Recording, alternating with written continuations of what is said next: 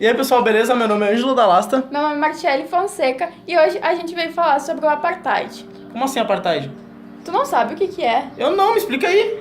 Então, o apartheid, ele foi um regime de segregação racial, o qual ocorreu na África do Sul durante anos.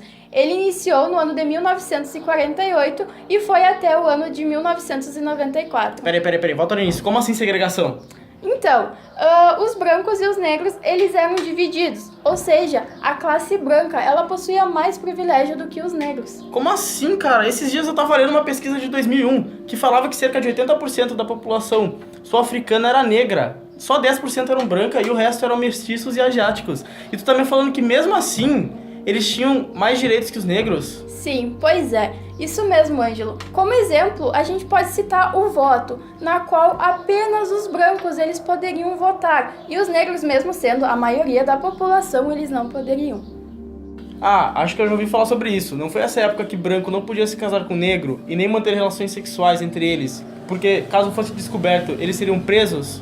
Sim, pois é. Também, os negros eles não podiam ocupar cargos políticos, nem mesmo utilizar o mesmo bebedouro, ir à mesma loja, visitar os mesmos locais, entre diversas outras coisas. E também a zona central das cidades, elas eram habitadas somente por brancos, e onde os negros eles só podiam ir até lá para trabalhar.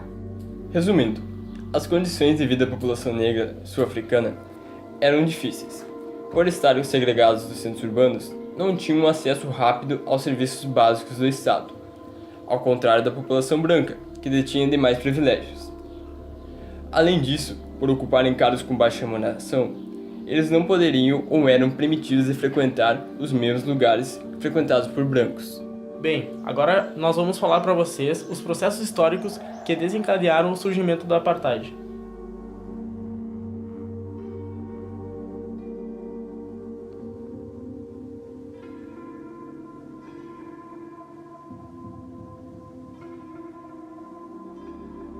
Bom pessoal, a África do Sul foi descoberta em 1488 por Bartolomeu Dias.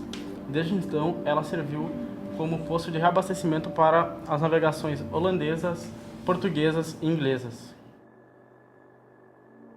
Para a colonização na África do Sul, foram travadas várias guerras pela resistência dos povos nativos.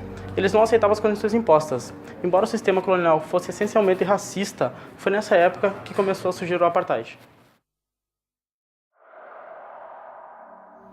Então, para combater a segregação vivida durante o apartheid, os principais líderes de resistência foram Nelson Mandela, Walter Sisulu e o Oliver Tambo.